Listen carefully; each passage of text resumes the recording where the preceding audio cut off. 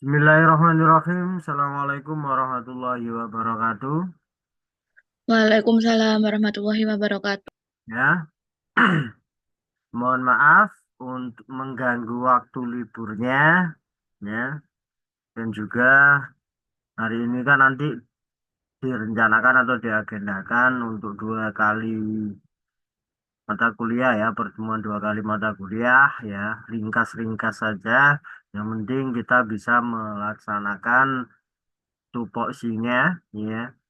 Materinya itu bisa tersampaikan dan kita pelajari sebagai kata kunci untuk masuk ke dalam periodisasi sastra Indonesia itu sendiri. Selebihnya nanti kalian yang harus banyak aktif membaca, ya, banyak aktif mempelajari video-video, ya. Karena ada profil-profil sejarah sastra yang ada di YouTube itu orang-orang yang mungkin saat ini sudah meninggal itu dulu pernah dibuat dokumentasinya oleh Yayasan Lontar. Ya, kalian bisa mencari di YouTube video-video itu ketika nanti di rumah, bila rumahnya nanti berlangganan WiFi itu bisa dilihat, ditonton ya di TV-nya atau di handphone sambil rebahan gitu ya. Oke, untuk mempersingkat waktu, untuk materi angkatan 2000 saya persilahkan yang bertugas Mbak Marina ya, silakan. Siap, Pak. Izin mengirim bagi layar PPT ya. Oke, silakan. Sudah saya bagikan untuk semua.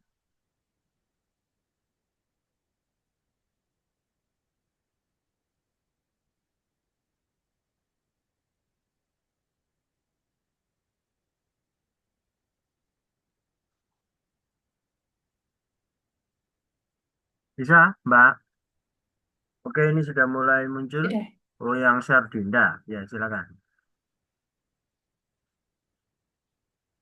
Tapi belum muncul di sini.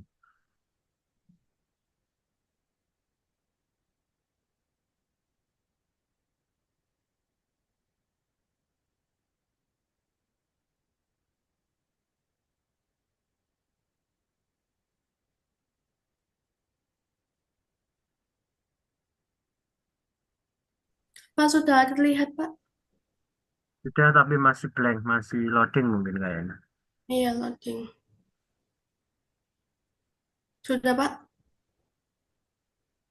Belum muncul. Ini masih halaman putih. Tapi tidak tahu yang lain. Coba, apakah sudah muncul di yang lain? Belum, masih putih. Oh, iya. Belum juga, masih putih juga. Sebentar ya. Apa besar ya filenya ya?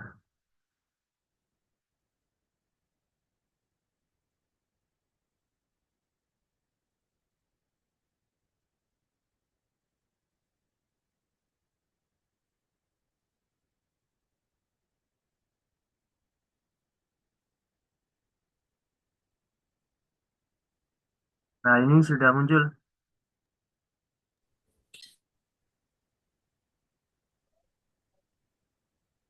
Sudah terlihat ya, Ya, Pak? Sudah.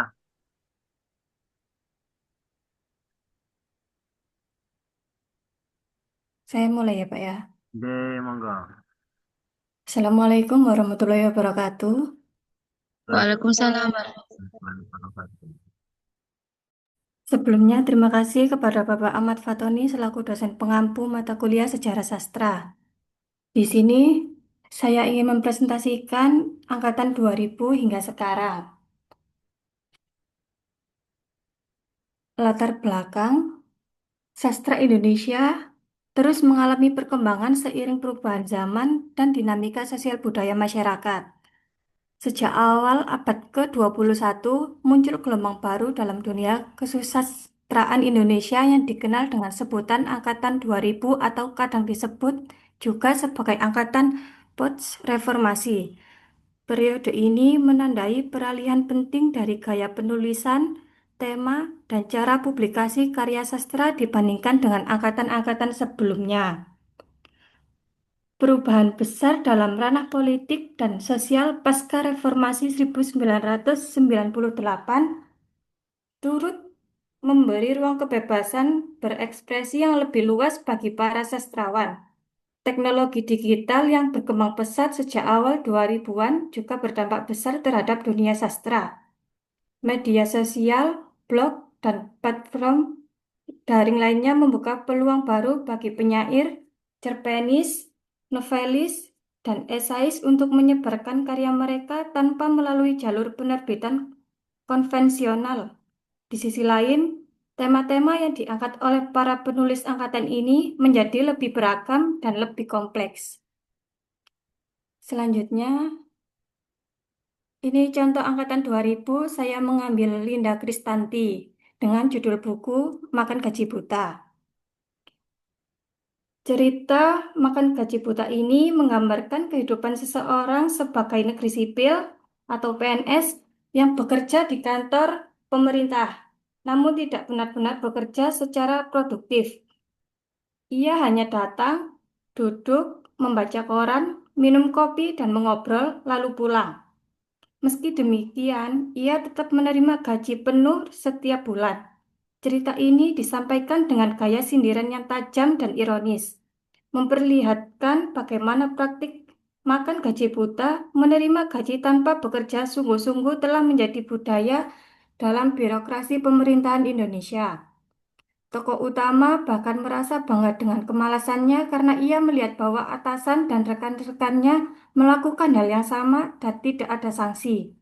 Situasi ini memperlihatkan rusaknya sistem kerja yang tidak berorientasi pada pelayanan publik, tapi pada formalitas dan kepentingan pribadi. Melalui cerita ini, Linda Kristanti mengkritik bahwa cerita ini menjadi sindiran sosial terhadap sistem yang membiarkan dan bahkan menghargai ketidakefisienan. Selanjutnya, ada ciri-ciri sastra angkatan 2000. Yang pertama, kebebasan ekspresi yang lebih luas. Dua, gaya bahasa eksperimental. Tiga, tema yang lebih pribadi dan individualistik. Empat, kritik sosial dan ketidakadilan. Slide selanjutnya, ada beberapa tantangan dan peluang dalam angkatan 2000 ini. Yang pertama, tantangan. Satu, ketergantungan teknologi. Kedua, kesehatan mental.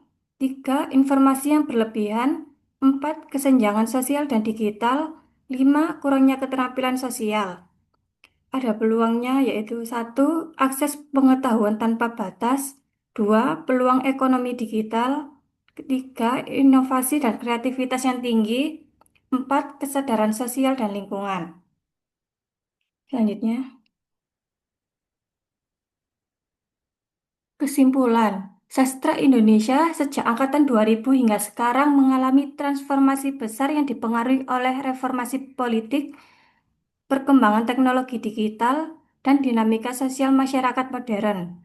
Angkatan 2000 membuka jalan bagi ekspresi sastra yang lebih bebas, berani, dan personal, lepas dari kungkungan moral dan estetika konvensional. Dengan kemajuan internet dan media sosial, sastra menjadi lebih inklusif dan mudah diakses oleh berbagai kalangan. Penulis muda bermunculan dengan gaya yang dan pendekatan baru, membawa isu-isu kontemporer seperti identitas, feminisme, kesehatan mental, dan keserahan generasi muda. Barangkali ada yang ditanyakan.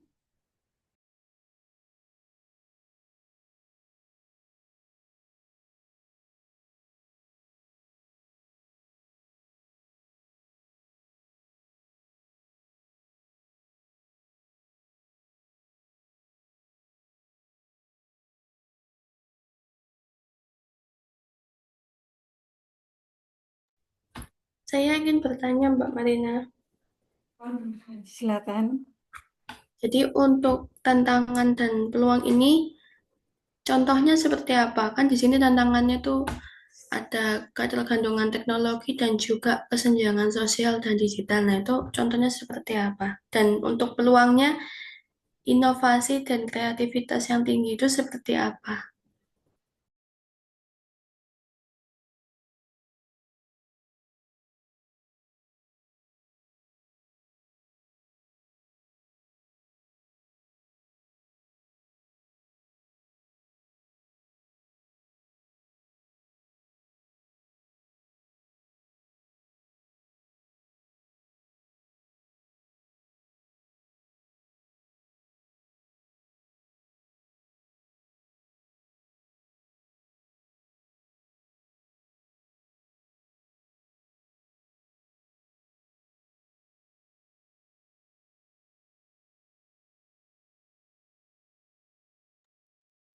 Maaf, bisa diulangi sekali lagi. Oke, baik. Untuk tantangannya seperti kesenjangan sosial dan digital itu contohnya seperti apa? Dan untuk peluangnya yang inovasi dan kreativitas yang tinggi itu seperti apa?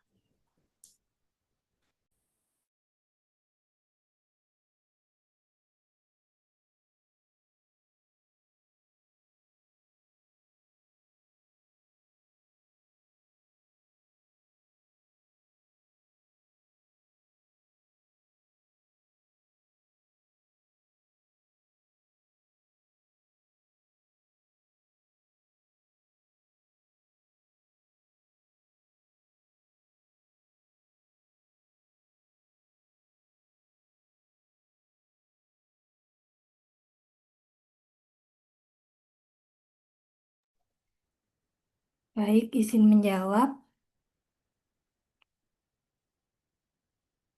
Mbak Dinda. Mungkin tantangan dari kesenjangan sosial dan digital ini kayak satu, akses tidak merata ke teknologi dan internet.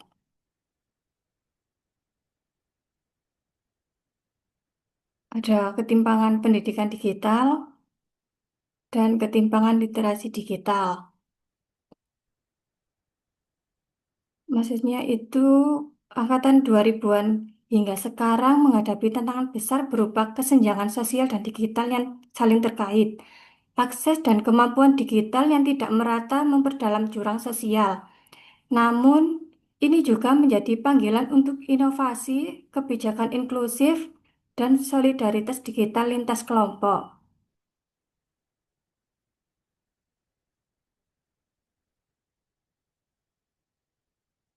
Untuk inovasi dan kreativitas yang tinggi, ada dibagi menjadi beberapa. Yang satu, natif digital, itu tumbuh bersama teknologi membuat generasi ini sangat adiktif terhadap platform baru seperti media sosial, AI, coding, hingga blockchain. Dua, akses mudah ke sumber belajar dan platform kreatif. Generasi ini bisa belajar secara mandiri lewat YouTube, AI, dan lain-lain. Tiga, ekonomi kreatif. Banyak anak muda menciptakan karir non-konvensional seperti konten kreator, influencer, digital artist, dan lain-lainnya. Empat, lingkungan sosial yang mendorong eksperimen.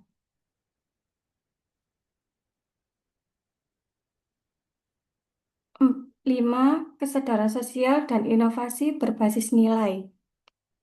Banyak inovasi lahir dari kepedulian sosial seperti produk ramah lingkungan,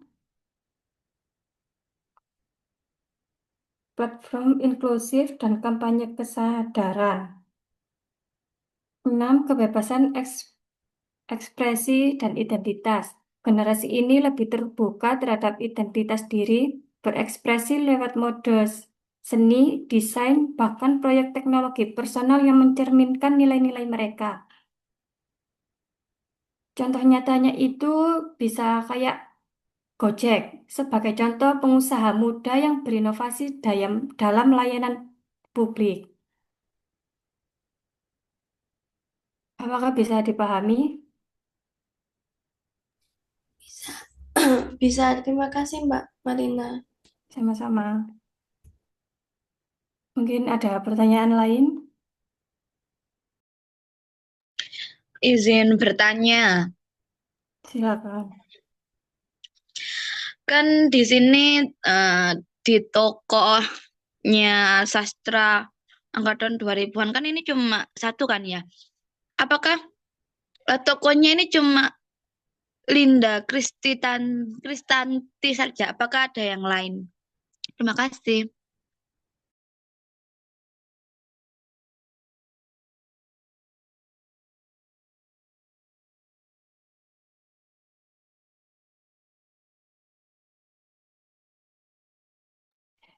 Baik, izin menjawab dari pertanyaan Mbak Mawar.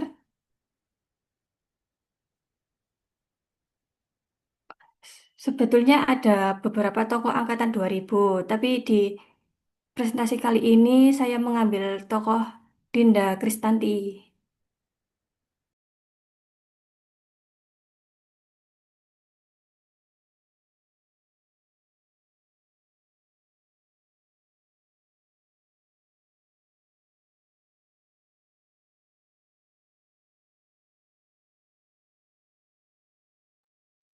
Apakah boleh disebutkan tokoh di tahun 2000-an?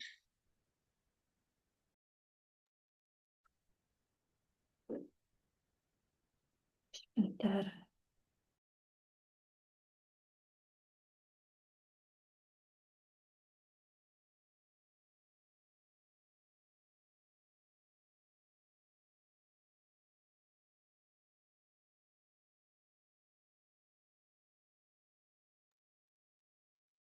Tokoh angkatan 2000-an itu ada Ayu Utami, Afrizal Malna, Andrea Hirata, Habibur Rahman El Shahrazi.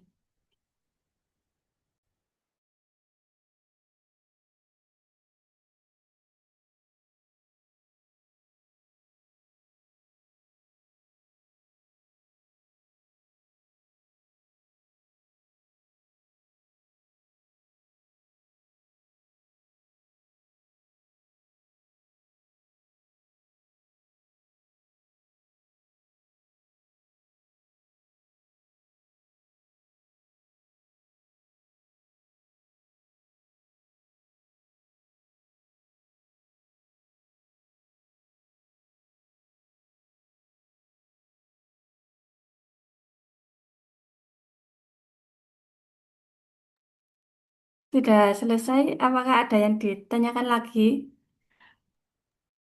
Saya.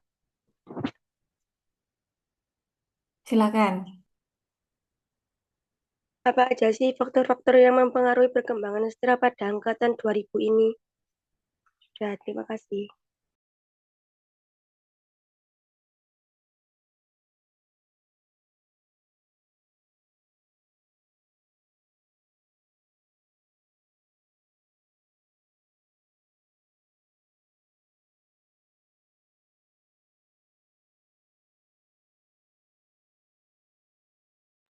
Bisa diulang pertanyaannya? Apa aja sih faktor-faktor yang mempengaruhi perkembangan sastra pada angkatan 2000?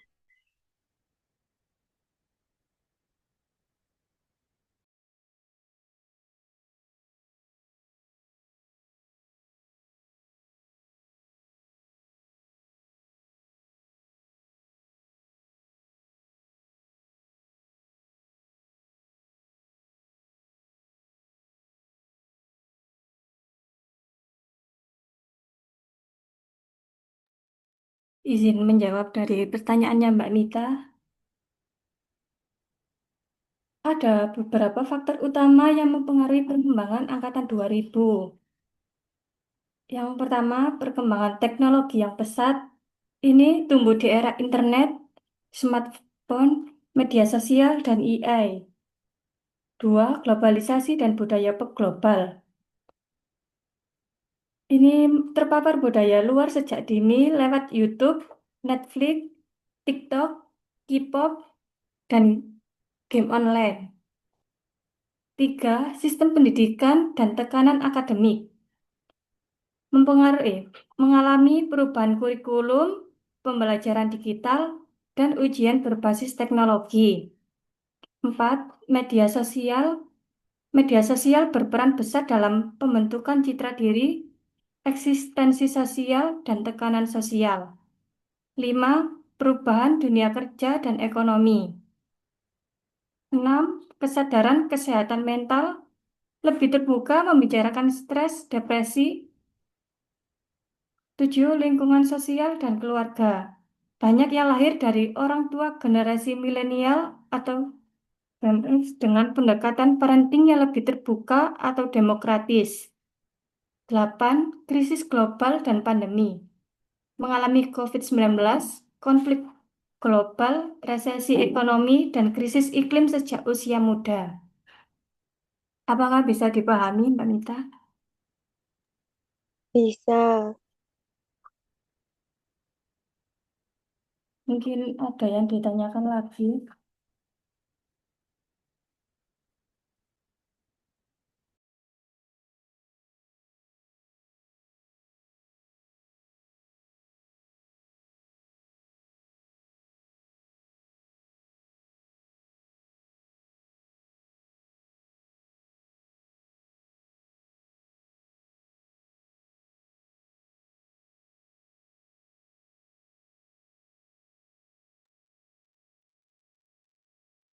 Mungkin sudah tidak ada yang ditanyakan lagi, Pak. Ya kalau nggak ada boleh diakhiri.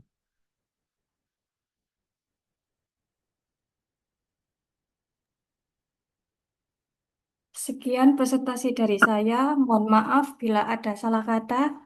Saya akhiri. Assalamualaikum warahmatullahi wabarakatuh. Waalaikumsalam Warahmatullahi Warahmatullahi wabarakatuh. wabarakatuh. Oke, ini terlalu singkat ya, kesulitan ya menentukan atau mengumpulkan topik ya. Karena di buku itunya nggak ada ya. Di buku, kalau yang beli buku ya, kalau yang sudah semua mengumpulkan buku secara sastra, mungkin ini tidak disinggung banyak gitu ya. Nah ini nanti lompatan di periodisasi sastra Indonesia itu terjadi 3 kali ya, lompatan. Maksudnya lompatan itu ada perubahan yang sangat drastis di setiap angkatan. Itu terjadi di angkatan 45. Diawali dengan polanya Khairil Anwar, ya, dengan gaya kesehariannya. Kemudian di angkatan 66 nanti itu pola-pola sudah berubah lagi ya. Fadil Anwar masih kaku gitu ya, kurang estetis. Di 66 itu gebrakan itu dimulai oleh W.S. Rendra gitu ya. Nah, kemudian di angkatan 2000 ini sudah mulai benar-benar mencerminkan masa gini. Jadi perubahan masa itu terjadi lagi di pasca turunnya Orde Lama menuju Orde Baru. Kalau ini kan 2098 itu turunnya Orde Lama ya, menjadi Orde Baru. Akhirnya menjadi reformasi itu. Yang 98 ini mahasiswa demo itu akhirnya lengsernya Presiden Soeharto. Nah ini berubah akhirnya sejarah sastra akhirnya juga terpengaruh ya. Politik di Indonesia itu mempengaruhi cukup besar ya. Oleh karena itu, ternyata di tahun 2000 ini mulai benar-benar mencair, tidak ada tekanan sama sekali di dalam kesusastraan Indonesia, benar-benar bebas menyebut sebagai era reformasi. Memang salah satunya yang kuat saat itu adalah Linda Kristanti, tapi tidak hanya Linda Kristanti ya, banyak sekali era-era yang mungkin lebih mudah diakses ya, tapi nggak ada yang menuliskannya. Ya memang dituliskan oleh Maman S. Mahayana di angkatan 2000. Nanti kalian bisa mencari bukunya. Di bukunya Maman S. Mahayana. Maman S. Mahayana ini menulis beberapa buku. Salah satunya angkatan 2000 itu. Nah, yang paling banyak dibicarakan di angkatan 2000 ini karena sastra perkelaminan atau sastra sastra selangkangan istilahnya di dalam esai-esai sastra yang pernah ditulis ya, sastra selangkangan, kemudian sastra wangi gitu ya, untuk menyebut era 2000 ini ya. Yakni era yang banyak mengungkap seks di dalam karya sastra ya. Ini seperti ini realita mulai terbuka, semua mulai dibicarakan. Jadi menurut orang-orang lama ini estetika itu kan mengangkat sesuatu yang baik-baik gitu kan. Nah, tetapi di angkatan 2000 ini pembangkang mulai muncul yang mengatakan bahwa sastra itu cerminan dari realita. Lah, realita sastra di Jakarta atau realita kehidupan di Jakarta, seksualitas itu seperti tidak memiliki tabir gitu ya. Ketika ada tabir itu mungkin hanya setipis tisu, istilahnya kayak gitu. Sehingga itu ditulis ulang oleh para sastrawan, ya, ditulis di dalam karya sastra mereka.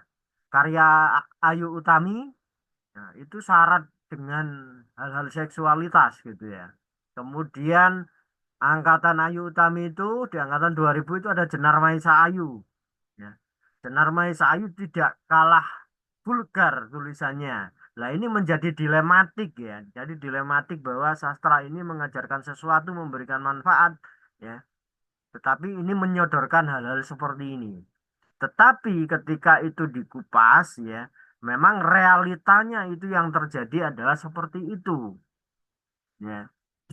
Tetapi tidak hanya nama-nama itu, banyak nama-nama yang bermunculan ya di era-era ini. Ya.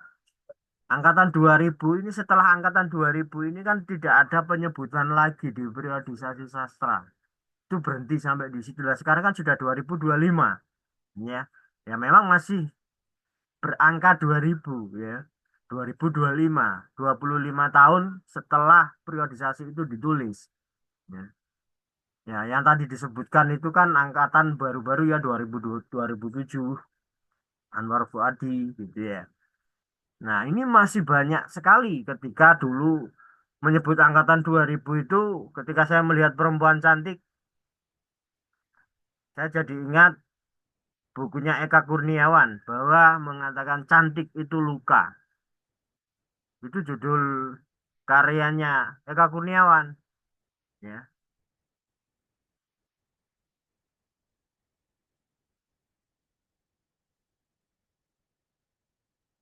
Banyak sekali karya-karya yang bermunculan ya, tidak hanya itu saja nanti kalian bisa mengejar. Mengapa? Karena di angkatan 2000 sampai saat ini itu tidak ada periodisasi lagi yang pernah ditulis gitu ya.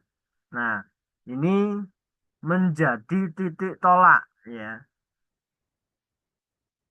Sastra yang bisa kalian temukan hari ini, sastra yang bisa kalian pelajari ini mungkin akan ada sebutan baru ya. Ini sastra kontemporer gitu saja. Ya. Sastra kontemporer atau sastra saat ini untuk mewakili pasca tahun 2000. Seperti itu. Kalau di angkatan kontemporer ini sudah banyak sekali, masif sekali bisa ditemukan. Ya memang saat ini sudah mulai jarang gara-gara pasca COVID. Ya. Sastra Indonesia itu menemukan harus mencari bentuk baru, harus menemukan pola baru dalam pendistribusiannya. Nah, di dalam sosiologi sastra itu kan ada piramid seperti ini ya, bentuk segitiga. Bahwa pembaca, kemudian penerbit, dan pengarang. Ya, pembaca, penerbit, pengarang. Ya, karya, kemudian pengarang. Ya. Kalau piramidnya ini kan hanya seperti ini ya, karya, pengarang, dan pembaca. Tetapi di posisi segitiga ini ada peran, ya. Ada peran penerbit yang ada di tengah-tengahnya ini yang akan menghubungkan karyanya. Kemudian pengarangnya, coba saya beri ilustrasi ya. Kayaknya bisa gambar-gambar dikit-dikit lah ya. Di zoom ini kayaknya. Ini wide. Oke.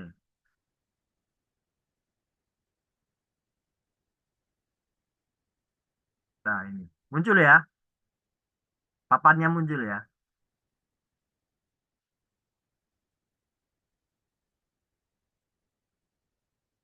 Nah, inilah ya. Nah, ini di dalam sosiologi sastra, ya. Sosiologi sastra. Ini di sini kan ada karya, ya. Ini K ya. Agak sulit ini nulisnya. Kemudian ada pengarang, dan di sini ada pembaca. Ya, tetapi di titik-titik ini di antara ketiga orang ini, ya di sini ini ada penerbit. Ya, di sini penerbit ini posisinya menghubungkan karya dengan pembaca dan dengan pengarang. Ya, menghubungkan karya, menghubungkan dengan pengarang dan menghubungkan dengan pembaca. Mengapa yang mendistribusikan adalah ini? Ini yang dibicarakan di dalam eh, sosiologi sastra. Ya. Kalian bisa, kalau melihat judul-judulnya saja, milik karyanya Jenar Maesa Ayu, ya, mereka bilang saya monyet lah, itu vulgar sekali. Ya. Kemudian di karyanya yang lain, main-main dengan kelaminmu. Nah, judulnya kayak gitu-gitu. Nah, jadi di angkatan-angkatan mereka itu mungkin agak-agak vulgar gitu ya. Tetapi tidak seperti cerita seks ya. Tidak. Tetap ini adalah karya sastra yang dibaluri cerita-cerita seksualitas. Ada Hudan Hidayat gitu ya. Kemudian Eka Kurniawan yang di Jogja yang kuat pembentukannya ini yang mendirikan mojok.co. Nah, itu salah satu pengarang yang menolak media massa. Dia membentuk media massanya sendiri. Ya, untuk melawan media massa yang mungkin banyak tidak menerima ya, karya sastra untuk dipublikasikan karena keterbatasan-keterbatasan ruang, keterbatasan eh, gagasan itu sehingga di sastra koran itu dibatasi. Nah, pada pola itu ya, Mojok menawarkan gagasan baru ya, melalui buku-bukunya, terbitan-terbitannya yang mungkin anti mainstream yang tidak diterima oleh penerbit-penerbit besar. Ya, Putut EA dengan Mojoknya itu memberi warna baru di angkatan 2000. Ya, gerakan Putut EA sampai saat ini masih bisa dilacak. Ya, salah satunya itu menjadi poros sastra yang ada di Yogyakarta sampai saat ini. Jadi mungkin itu ya yang bisa saya sebut. Biar nanti nggak sampai habis ya, tinggal 1 menit. Itu untuk tambahan dan catatannya yang serba sedikit ya. Bahwa angkatan 2000 ini masih bisa kita nikmati sampai saat ini.